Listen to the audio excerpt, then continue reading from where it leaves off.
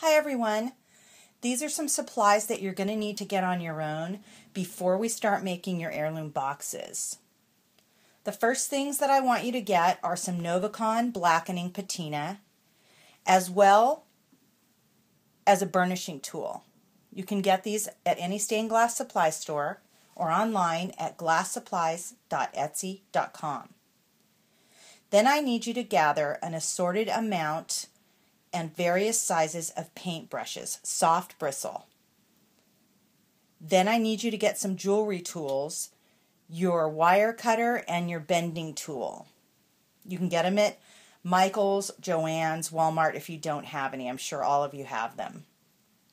You'll need some silver acrylic paint. I prefer Martha Stewart. It's thick and it's nice and I like the color the best. You'll need some E6000 glue in clear. You'll need some steel wool, extra fine. You can also get a bag of those for $1 at the Dollar Tree, or you can go to Walmart or Home Depot. These are the most inexpensive places to get it because you're going to use a lot of it probably. You'll need some Aleene's tacky glue in the gold container. You'll need some rubber surgical gloves. You can also get those at Walmart, Home Depot, Medical Supply, or Costco Business. They come in a huge box for $6, I believe. 200 of them. You use those a lot too. You're going to need a large flexible bowl for glittering. You can get that at the Dollar Tree. I get them all the time because they crack eventually, but I like that I can bend them and get my glitter back into a funnel or the container. Then you'll also need about an 8-inch plastic bowl that you're going to be pouring your blackening patina in. You don't want to pour your blackening patina in anything glass. You either want it to be plastic or paper. And I think I mentioned some cloths. If I didn't, you need some cotton cloths. You can buy a huge bag of them at Home Depot in the paint department for, I think, $6.99. All right, once you have all of these things, we can get started.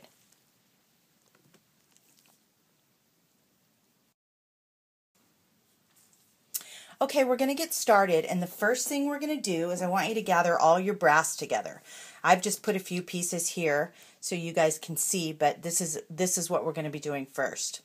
I'm going to take a foot, and what I'm going to do is I've taken my Novacon blackening liquid and I've poured a small amount of it down into the bowl, probably about 1/4 inch. You can go 1/2 inch if you like, but you don't need that much. And what I'm going to do is I'm going to take an old paintbrush. This one's really old, it's going to break. And I'm just going to put it on. I don't want you to put it on the back, I only want you to put it on the front. Make sure you're wearing your gloves. And see how that just blackens up? I'm going to wipe it off really quickly with a cotton rag.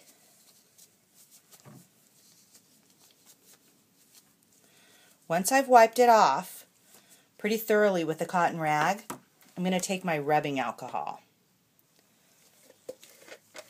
I'm going to put a little rubbing alcohol on a rag. You guys can use a clean rag. I'm just going to use the same to show you. And I'm going to go over that with the alcohol. Rub it in really well because this is going to take the oil out of the blackening. And just let it sit until it's dry. Now, once you've done all your brass pieces the same way, remember I don't want you to do the backs of your brass pieces, I only want you to do the front. Because the blackening patina can make it difficult for your E6000 glue to adhere. And then you guys will just have a mess. We don't want that to happen.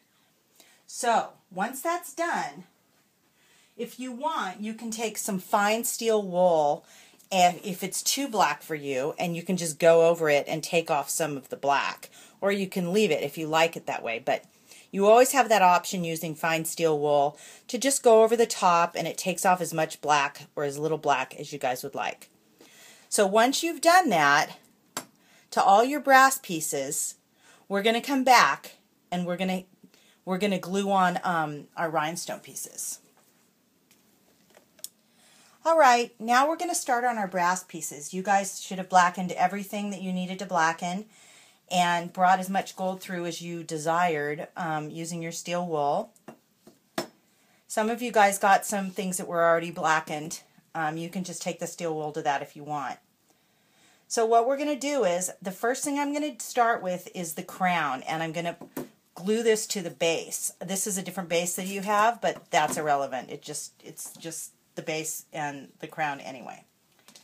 So the first thing I'm going to do is I'm going to take my crown and I'm going to take the back of it and I'm going to put a generous amount of glue, a nice bead line around, not completely the tip edge, but sorry, I might not have seen that. I'm going to go around and then I'm going to put a decent amount in the bottom. I'm going to fill it up. Now this is what this is going to do, is it's going to fall basically down into your base. I don't know if you guys can see. There's a good amount in there. There's not tons, but there's a good amount. And you guys, everybody that's not new and listens to me go on every single month, I don't want you to use too little glue. I want you to let that sit for probably 2 to 3 minutes. For the video, I'm just going to go ahead and turn it around. What I'm going to do is I'm going to turn it around and I'm going to place it on my base where I want it, like centered. And I'm just going to leave it there, face down. I'm going to leave it there for about 2 days. And what's going to happen is it's going to fall, the glue's going to fall down into the base and it's still going to glue it. So just basically keep it like this for about 2 days. It's going to take a long time to finish these because that's the way my projects are. I'm so sorry. But just leave it alone.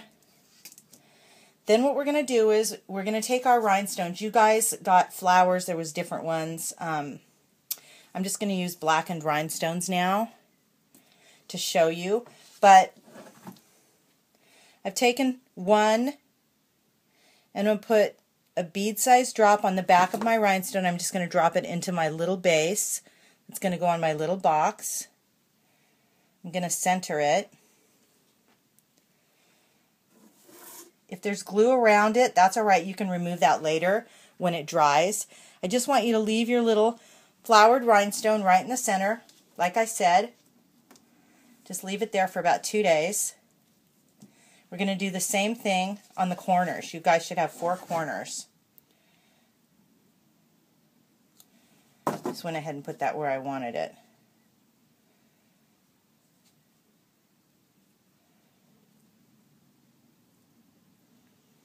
And I want you to just put your rhinestone flowers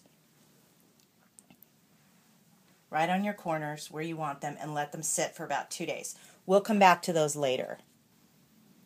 Okay, we're ready for the next step, and we're going to put our legs on our wooden boxes. You're going to need your bending tool, a pencil with a fine tip, your E6000 glue, and of course your boxes. I'm showing you on the small box. The first thing that you guys are going to do is you're going to take your bending tool and you want it to fix your box. As you can see, I've already done this box. And you're going to make sure that your legs fit really nicely. They lay really nicely onto the wooden box. So this one has a curve, so I'm just going to curve it a little. I'm just going to keep curving it until it fits. This one, obviously, one side is a little more curvy. You decide where you want to place them on your box. You can measure. I just eyeballed it. Kind of went from the center of the box down. And then I just kind of eyeballed them and sat them where I wanted them.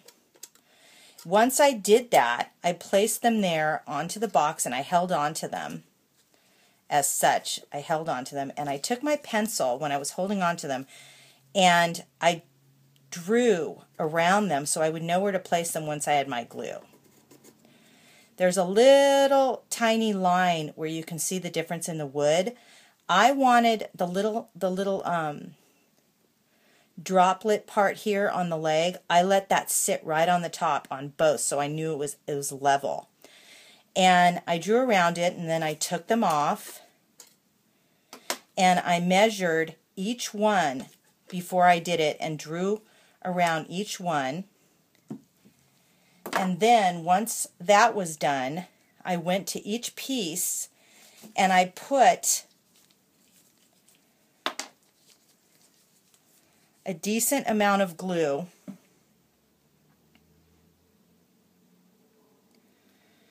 more towards the center. I didn't go too close to the edge.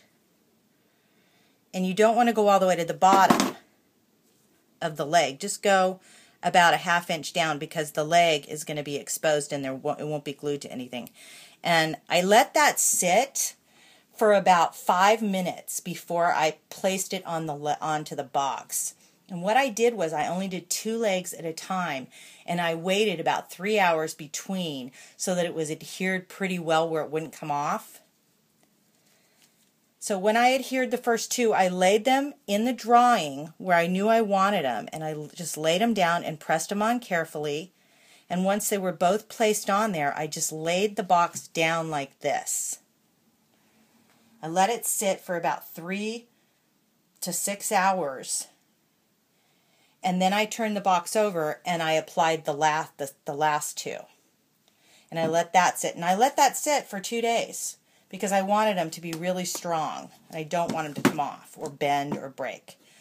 So once you do that on both of your boxes, placing your legs on, like I said, you let them sit for about 2 days. And when we come back to that, a lot of people do them on over 2 weekends. When I come back to that, the next thing we're going to do is our tinned tape around the top rim.